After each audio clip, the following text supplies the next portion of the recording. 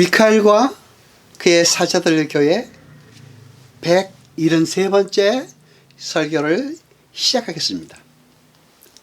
이 설교는 일주일에 약 1회가 주어지며 하나님의 말씀을 깨달아 다른 사람에게 전할 때에 제대로 전하는 것을 목표로 하고 있습니다. 하나님의 말씀이 주어질 때 열심히 공부해서 목표를 이루시기 바랍니다. 요한복음 13장 20절로 21절까지 봅니다. 내가 진실로 너희에게 이르노니 나의 보낸 자를 영접하는 자는 나를 영접하는 것이요 나를 영접하는 자는 나를 보내신 이를 영접하는 것이니라. 예수께서 이 말씀을 하시고 심령에 민망하여 증거하여 가라사대 내가 진실로 너희에게 이르노니 너희 중 하나가 나를 팔리라 하시니 아멘. 여러분, 이 역사 속에서 일어나는 모든 일은 우발적이고 즉흥적으로 일어나는 것이 아닙니다. 하나님의 작정과 계획하심에 의해 통제되고 지원받고 있음을 알 수 있습니다. 하나님께서 계획하시고 예정하신 대로 역사는 흘러갑니다. 왜 하나님께서는 교회에 들어와 있는 가라지를 뽑지 말고 그냥 놔두라고 말씀하시는지 이해하시겠습니까? 가라지들도 다 하나님의 작정 속에서 역할이 있는 것입니다. 세상적 관점으로 볼 때 도저히 자격도 없고 가치도 없어 보이는 어떤 이들을 통해서도 복음은 전해질 수도 있는 것입니다.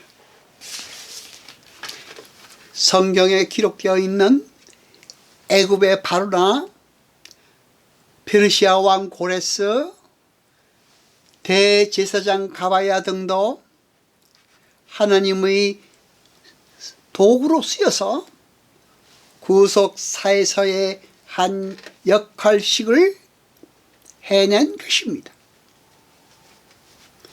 이 말은 아무나 복음을 전할 수 있다는 것에 초점을 두고 말하는 것이 아닙니다. 하나님의 능력은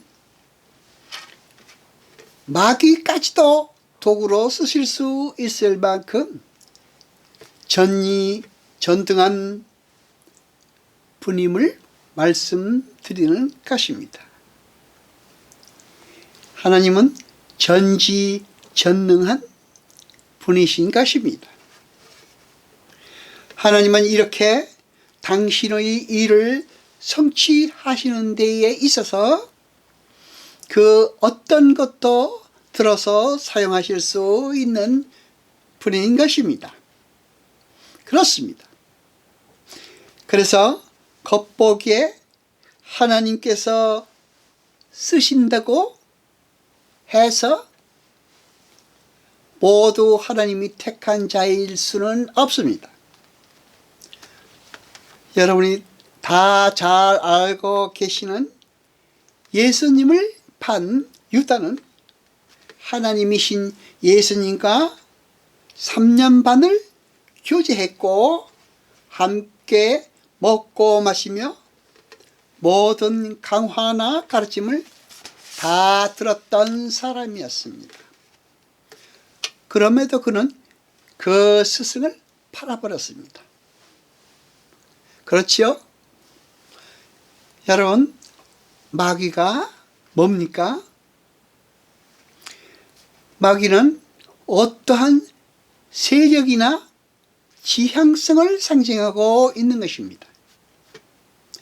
마귀는 하나님의 은혜를 떠난 모든 도덕적 피조물의 상태와 특징을 모두 담고 있는 상징적 존재이며 실체인 것입니다.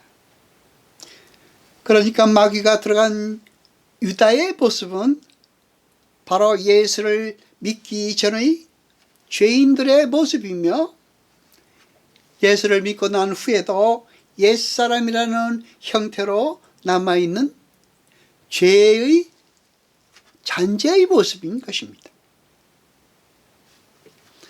여러분, 예수를 판 유다는 가롯 유다입니다. 그 가롯이라는 말은 그가 속했던 자객단을 가리키는 말입니다. 열심 당원을 말합니다. 하나님만을 의지하며 하나님 절대 의존적 존재로 살아야 하는 자가 감히 하나님을 자신보다 높여야지 되는 것임에도 불구하고 자신의 힘을 의지하여 하나님처럼 되어보겠다고 했던 최초의 반란 사건은 어떤 사건이었습니까? 그렇습니다. 여러분이 다 잘 아시는 아담의 선악과 사건인 것입니다. 하나님은 그렇게 최초의 인간에게 배신을 당하셨습니다. 그리고 그의 행위를 죄라 하시고 그를 가리켜 죄인이라고 규정하셨습니다. 유대인들이 스스로의 힘으로 하나님의 율법을 지킬 수 있다고 나섰습니다. 그러나 하나님은 반드시 당신의 은혜를 의지하지 않는 피조물들의 교만을 벌하시고야 마신다는 엄한 결과를 알아야 하는 것입니다. 그러니까 아담의 타락, 민족적 이스라엘의 실패, 유다의 배신, 하나님의 은혜를 떠난 도덕적 피조물들은 절대로 하나님의 영광과 나의 영광 사이에서 하나님의 영광을 선택할 수 없는 존재입니다. 하나님 은혜 밖의 모든 도덕적 피조물들은 자기가 우주의 중심이 되기를 원합니다. 그러나 그들은 엄연히 피조물입니다.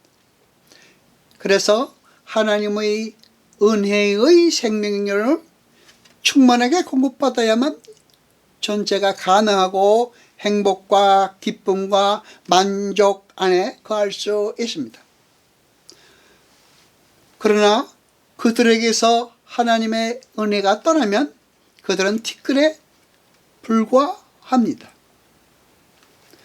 그럼에도 그들은 하나님의 영광을 붙들지 못하더라는 것입니다.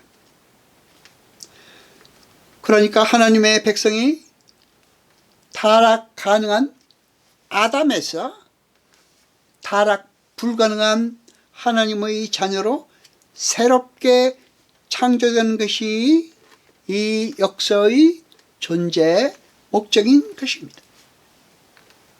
이 세상에 존재하는 모든 도덕적 피조물들은 반드시 하나님의 끊임없는 시험을 통과해야 합니다.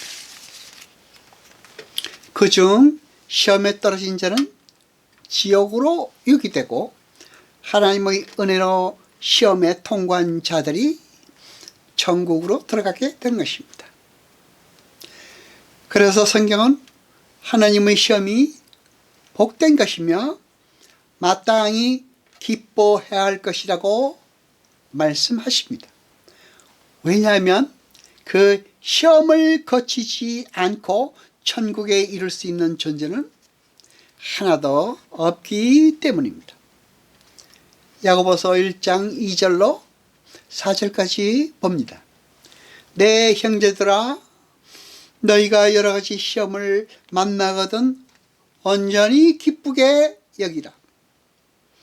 이는 너희 믿음이 너희 믿음의 시련이 인내를 만들어내는 줄 너희가 알미라. 인내를 온전히 이루라. 이는 너희로 온전하여 구비하여 조금도 부족함이 없게 하려 함이라. 아멘. 2절에서 시험이라고 번역된 단어가 페이라스 모이스입니다. 그 단어는 믿음의 연단을 위하여 하나님이 허락하시는 어떤 것, 영어로 말하면 테스트라고 할 수 있습니다. 야고보서 1장 13절로 14절까지 봅니다. 사람이 시험을 받을 때에 내가 하나님께 시험을 받는다 하지 말지니 하나님은 악에게 시험을 받지도 아니하시고 친히 아무도 시험하지 아니하시느니라. 오직 각 사람이 시험을 받는 것은 자기 욕심에 끌려 미혹됨이니. 아멘. 여러분, 여기서 약간의 모순되는 것 같은 구절을 발견할 수 있습니다. 13절에 쓰인 시험과 2절 12절에 좋은 의미의 시험, 페라스 모이스는 전혀 다른 단어입니다. 그 단어는 페이라조 메노스인데 그 의미는 유혹입니다. 그러니까 하나님은 모든 인간을 시험하십니다. 그런데 그 시험의 의도는 복을 주기 위함입니다. 테스트입니다. 그래서 그들에게 주어진 시험은 그야말로 페이라스 모이스입니다. 연단입니다. 유혹이 아닙니다. 인간이 그 시험에 설령 실패했다 할지라도 하나님의 은혜가 부어지면 그 실패까지도 연단이 될 수 있는 것입니다. 기도하시겠습니다. 여호와 아버지 하나님 거룩하시니여, 세세토록 영광과 찬송 받으소서. 말씀을 들을 때 깨닫게 하시고 우리로 진리를 알게 하소서. 이 모든 것 감사드리며 우리 주 예수 그리스도 이름으로 기도드려 나이다. 아멘.